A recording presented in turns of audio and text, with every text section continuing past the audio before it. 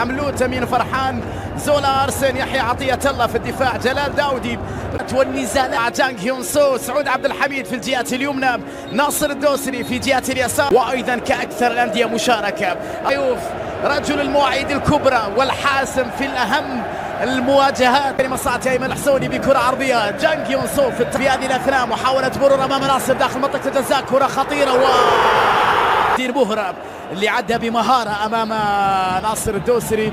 هذا أمام الوداد، الكرة اللي كان فيها تسلل واضح في هذه اللقطة، ركنية تنفذ عرضية لكن الإبعادي قالوا بالخطأ، وهذا في مولاي عبد الله في هذا المركب المليء بجمال، مع استغلال 1-0 للوداد.